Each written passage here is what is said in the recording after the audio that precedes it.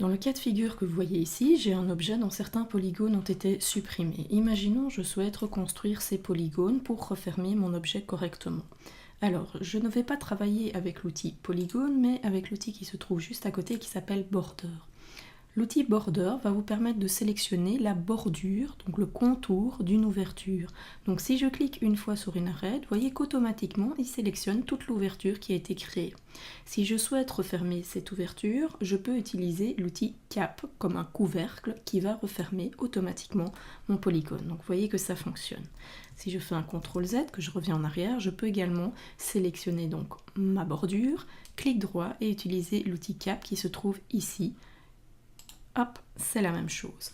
Alors à noter qu'ici j'ai plusieurs ouvertures qui ont été créées, je ne suis pas obligée de les sélectionner une à une, je peux en mode border faire un CTRL A, vous voyez qu'il sélectionne toutes les ouvertures et donc y compris ici le dessus de mon bocal, et je peux faire donc un cap, automatiquement il va refermer l'ensemble des éléments.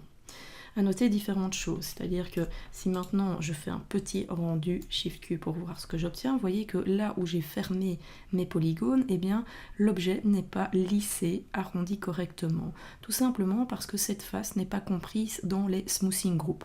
J'en ai déjà un petit peu parlé précédemment, donc lorsqu'on a un dégradé sur un objet, on nettoie tous les smoothing groups. Et bien dans ce cas-ci ici, c'est l'effet inverse, c'est-à-dire que si je prends par exemple le polygone qui a été ajouté et que je regarde dans les groupes de lissage, donc ici Smoothing Group, le petit tableau, vous voyez que aucun numéro n'est activé, c'est-à-dire que ce polygone ne se trouve dans aucun groupe de lissage. Si par contre je prends les polygones qui sont autour de celui-ci, je vois eux, ils sont dans le groupe numéro 2. Je sélectionne, vous voyez qu'ils sont tous dans le numéro 2. Ça veut dire que si je souhaite que ce polygone soit bien lissé avec ses petits voisins, eh bien je peux le mettre également dans le groupe 2. Si maintenant je refais un petit test de rendu, donc Shift Q, on voit qu'en effet ici j'ai quelque chose de parfaitement lissé. Donc je peux faire pareil avec les autres polygones qui ont été ajoutés, on peut également le faire d'une seule traite, hein. Pourquoi pas, hop, prendre tous les polygones et les mettre dans le groupe 2. Petit rendu, je vérifie et ça fonctionne. Par contre ici, la partie supérieure de mon objet n'a pas besoin d'être dans un groupe de lissage puisque là je suis sur un objet parfaitement plat, je ne veux pas avoir un arrondi avec les polygones qui se trouvent ici sur tout le pourtour parce que vous risqueriez d'avoir un dégradé un peu disgracieux sur leur bord ici. Donc je vous montre l'exemple, je le mets en 2, petit rendu, et vous voyez j'ai un dégradé qui apparaît, qui donne l'impression qu'on a un creux au niveau du dessus de l'objet. Donc là je vais éviter de le faire, je veux que ce polygone au contraire soit bien dissocié des autres et soit bien plat, donc je ne vais pas le laisser en groupe 2. Alors on verra par la suite évidemment qu'il faut éviter d'avoir un polygone ici d'une seule traite qui est délimité par autant de points, donc vous voyez tous les points qui sont sur le pourtour. En général un polygone est délimité par 4 points, c'est ce qu'on appelle un quad. On y reviendra dans le module intermédiaire. Donc le cap fonctionne très bien pour refermer un polygone. Prenons d'autres cas de figure. J'ai ici le même objet, mais cette fois-ci, au lieu d'avoir supprimé un seul polygone, vous voyez qu'il y a plusieurs polygones qui ont été supprimés. Dans ce cas-ci, si je me mets en mode border, ça sélectionne bien tout le contour de mon ouverture, je peux faire mon cap et refermer. Et là, vous voyez que c'est pas formidable. Pourquoi? Tout simplement, on y vient. Le polygone qui vient d'être créé n'est pas délimité par 4 points, mais par beaucoup plus. Vous en avez 1, 2, 3, 4, 5, 6, 7 et 8 points. Donc idéalement, quand on a refermé une ouverture, il faut reconstruire la mèche pour avoir des quads. Donc, il est tout à fait possible d'utiliser les outils que nous avons vus précédemment. Donc pourquoi pas utiliser le connect pour relier 2 points. Jusqu'à présent, on a toujours utilisé le connect pour relier des arêtes, mais ça peut fonctionner en mode point. Donc je les sélectionne tous les deux, je clique une fois sur connect et vous voyez qu'ils sont automatiquement reliés. On voit que le fait de reconstruire un petit peu mieux la mèche, l'effet est tout de suite beaucoup mieux que précédemment.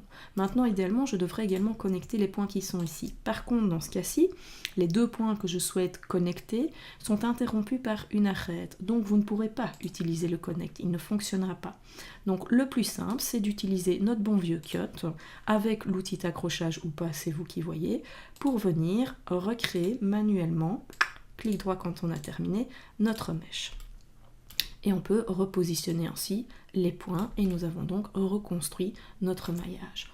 On vérifie bien sûr que les éléments sont dans le même groupe de lissage. Donc souvenez-vous, ici c'est en groupe 2. Donc tout ce que j'ai reconstruit, je vais le placer en groupe 2. Je vérifie en faisant un petit rendu pour voir si tout se passe bien.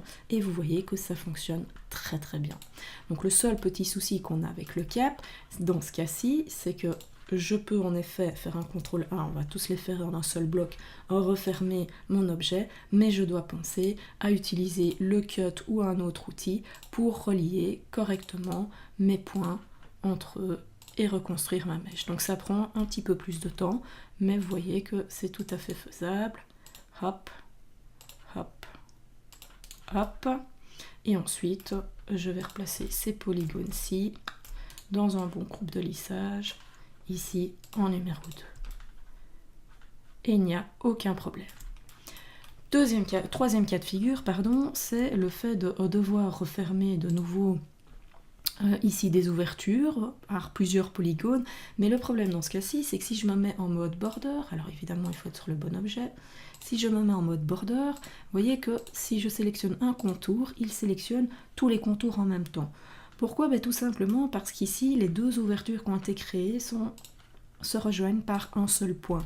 Et donc, automatiquement, lorsqu'il veut prendre le contour, il ne sait pas lequel il doit prendre, ce qui fait que Max sélectionne les deux ouvertures. Donc, lorsque vous avez des ouvertures qui se touchent par un point, ça ne fonctionne pas, vous devez presque reconstruire votre mèche vous-même manuellement. Et nous allons donc voir comment reconstruire sa mèche manuellement, suivant de nouveau différentes méthodes.